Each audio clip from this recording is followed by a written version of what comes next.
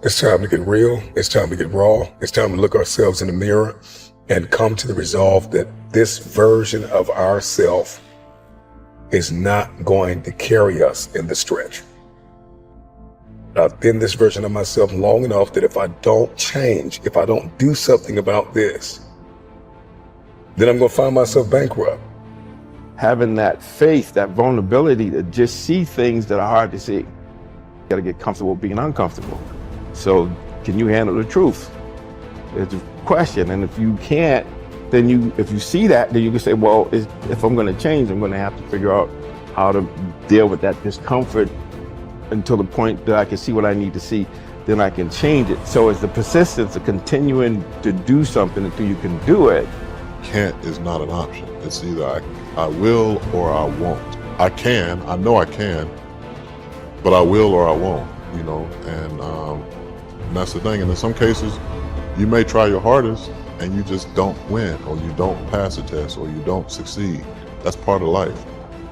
Understanding it's going to take hard work, discipline, and learning how to work with other people in order to get to the next level. There's not other people that aren't holding you back. Your boss isn't holding you back. Your parents aren't holding you back. Those are excuses. To me, there's no such thing as luck, okay? All luck is preparation meeting opportunity. Plain and simple. Once I realized that I could get better at anything, it dawned on me that how I spend my time is a spiritual consideration. And I didn't want to die with potential that I failed to turn into skill set. That, to me, that speaks to me. How much of my potential can I actually turn into skill set and get good at this stuff and push and grow and improve? Like, that to me is just this incredibly intoxicating loop. Is waking up every morning with a desire to adapt, with a desire to change. Stand out today. Be different. Become something different. Stop lying to yourself and stand up and become something with worth, something with more than you've ever been. Your goals that you set for yourself, that's your power. Your ambition is your power. It's about how hard you can get hit and keep moving forward. How much you can take and keep moving forward. You have to electrify and get all the things that are necessary within you to start doing the things that you need to do. So when the time comes, you can kick down that door and move towards the possibilities of being the best of who you really are. Learning how to concentrate, learning how to focus in, deciding that you're going to focus to develop your skills. You'll be surprised of the ideas that will come to you, of the people that you'll be able to attract, of the opportunities that you'll be able to see. You'll begin to see things that have been standing there looking you in the face saying, I can't believe this has been here all this time. There are so many people in the world and you know, you may be watching this right now, and you have these incredible ideas, and what you think is missing is motivation. And that's not true. Because the way that our minds are wired, and the fact about human beings, is that we are not designed to do things that are uncomfortable or scary or difficult. Our brains are designed to protect us from those things, because our brains are trying to keep us alive. And in order to change, in order to build a business, in order to be the best parent, the best spouse, to do all those things that you know you want to do with your life, with your work, with your dreams, you're going to have to do things that are difficult, uncertain, or scary, which sets up this problem for all of us. You're never going to feel like it. Why is it so hard to do the little things that would improve my life?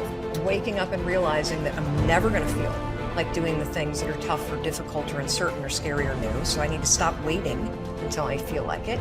And number two, I am one decision away from a totally different marriage, a totally different life, a totally different job, a totally different income. Whatever you don't use, you lose. Lack of use causes loss. On this planet. Maybe not the next one, but on this one. If you tie your arm to your body, leave it there long enough, you'll never use it again. It's over. For the arm. Now, it may not be over, but it's over for the arm. The only way to keep the use of this arm is what? Keep using it. If you quit, you lose. Automatically. They don't bring it up for a vote. You lose automatically when you quit. Now, the same thing that goes for your arm goes for your brain, mentality. The same thing goes for all the human virtues. Ambition, unused, decline. Strong feelings, unused, diminish. It doesn't grow, it diminishes. Faith, unused, decreases. It's a law. Vitality, unused, diminishes. Energy, unused, decreases. The guy says, well, I'm going to save up my energy. You can't do that. That's like trying to save today, put it on the end of the year. See, you can't do that. They'll come take you away. If you don't use today, what? It's lost. The guy says, well, I'll work twice as hard tomorrow to make up for it. See, that's foolish. You could have done that anyway. Today unused is lost. A talent unused is lost. An ability unused is lost. So here's one of the key expressions of the evening. Take a new inventory of yourself. Starting tomorrow, new project. Take a new inventory. And make sure that all of your talent and ability and mentality and ingenuity and vitality and strong feelings, faith, courage, make sure that all you've got is being used. Otherwise, you lose. Resolve to focus on the solution and what can be done now, rather than on what happened and who's to blame.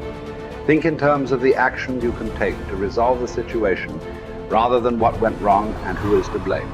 To remain optimistic, look for the good in every situation. When you look for something good, you will always find something good. Furthermore, while you're looking for something good, because your conscious mind can hold only one thought at a time, you will automatically become positive, optimistic, and back in full control. Seek the valuable lesson in every problem or difficulty. Every setback you face contains one or more lessons that have been sent to you to help you be more successful in the future. The difference between successes and failures is simple. Failures feel sorry for themselves when things go wrong, whereas successful people look for the valuable lesson they can learn that will help them in the future. Normal Vincent Peale used to say, when God wants to send you a gift, he wraps it up in a problem. The bigger the gift that God wants to send you, the bigger the problem he wraps it up in. Instead of concentrating on the problem, look for the gift. Wonderfully enough, you will always find it. What's more, sometimes the gift or valuable lesson can be of far greater value than the cost of the problem itself. Sometimes one lesson that you learn in dealing with a problem can be the key to your long-term success. As Napoleon Hill wrote, within every problem or obstacle lays the seed of an equal or greater opportunity or benefit. Your job is to find it. Continually think of yourself as a strong, powerful, resolute person in the face of adversity. In World War, a British general was described by his superiors. There he stands like an iron peg driven into the frozen ground, immovable. Let this be an accurate description of you whenever you face difficulties or problems of any kind. Resolve to stand like an iron peg driven into the frozen ground. When you resolve in advance that you will never give up, your success is virtually guaranteed. In the final analysis, nothing can really stop you but yourself. In life, it doesn't matter how many times you get knocked down. All that matters is how many times you get back up. If you continue to get back up and press onward, you must eventually reach your goal. Each time you exert yourself, disciplined to persist in the face of adversity, you also increase your self-esteem and self-confidence. Then, as your self-esteem increases, you feel stronger, more powerful, and more unstoppable. When you feel better and stronger, you become more capable of persisting the next time, and then the time after that. By disciplining yourself to persist in the face of all adversity, you put your life onto an upward spiral of self-esteem, self-discipline, and persistence until you eventually become like a force of nature. I think the best way to prove your value is to work, is to learn, is to absorb, to be a sponge. You always want to outwork your potential. You know, As hard as you believe you can work harder than that. And that's what I tried to do when I first came in the league. But, basketball is such a direct competition sport that me coming in at 17, I hated when my teammates would say, I get hit with an elbow, right? Shaq would hit me with an elbow in practice. I always had that extra chip on my shoulder. So every day in practice for me was really trying to annihilate everybody that I was playing against. I wanted to prove you don't need to babysit me. And so it's always that competitive nature, the work ethic, and curiosity. My philosophy was a very simple one. Rudy was one of my favorite films growing up. After watching that film, I come to understand if I could work that hard, what would my career be? And I made a promise to myself from that day that I was going to work that hard every single day so that when I do retire, I have no regrets. And that was the most important thing for me, is to leave no stone unturned, get better every single day. And if I lived that way, then over time, I'd have something that was beautiful. That was my philosophy. It seems like a pretty simple one, but if you live your life to just get better every single day, you do that for 20 years, what do you have?